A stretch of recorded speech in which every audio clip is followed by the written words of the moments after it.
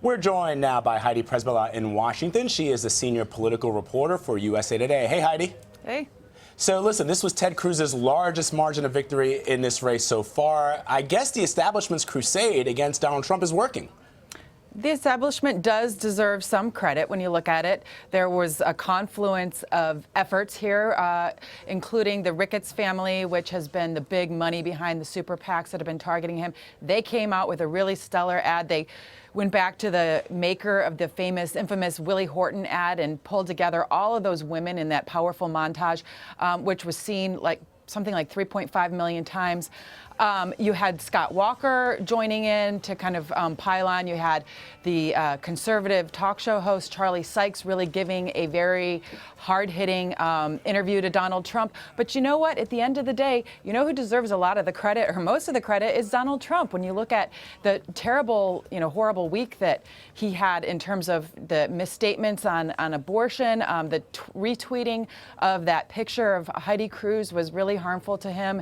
If his numbers with women weren't always already bad, they got worse after that. And then there was the Corey Lewandowski scandal, with him grabbing the reporter and the violence at his rallies being highlighted. And then that disastrous Washington Post editorial board meeting where he couldn't really answer definitively how he would use nuclear weapons. All of those things raising some serious warning flags for Republicans. And Vlad and Christine, if you look at the exit polling analysis, there's some really kind of disturbing numbers which the media immediately started jumping on, which was that how can you nominate someone who exit polls show 35% of the Republican electorate said they found him to be scary in terms of, if he became the nominee, and 20% concerned. So there you have over 50% of Republican voters, at least, very concerned. Well, you know what, Heidi, though?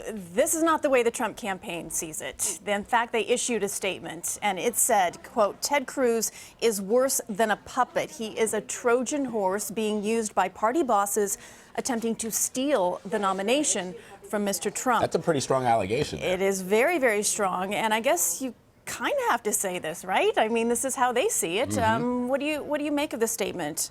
It's how they see it, and it's how a lot of his supporters see it. Now, remember, it's not like he's losing. He's just not gaining with the people who support him, feel very strongly about him.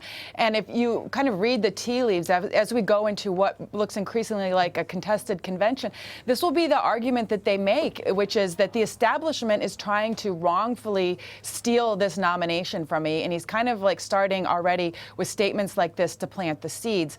But I also think for some voters, if he's trying to expand his appeal, it kind of comes off looking like sour grapes, especially when you have Ted Cruz coming on stage and trying to really recast himself as a more appealing general election candidate, talking about, not giving into the darkness and lighting a candle of hope and bringing his wife on stage to loud cheers, given that she had kind of really been under siege, with Trump's tweet and whatnot. The contrast just isn't good for a candidate who, if he does want to win, has to expand, not just continue to whip up his base. I thought a surreal moment was Lindsey Graham's tweet in support of Ted Cruz, because up until this moment they had sort of been at odds ends. So Heidi, Donald Trump would have to win 60% of the delegates, of the votes going forward. Is the math at all in his favor, or are we really going to this contested convention?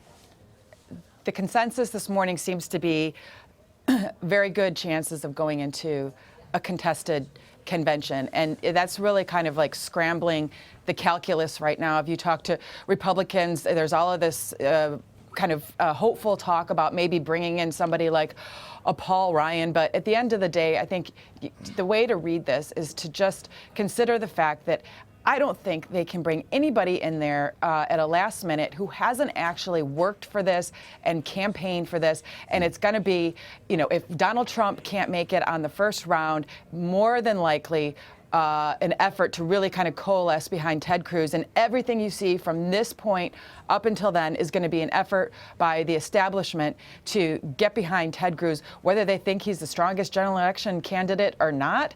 At this point, he's just the better alternative. Well, Heidi, Kasich, though, will argue that the polls, according to the polls, prove that he is the only one to beat Hillary Clinton.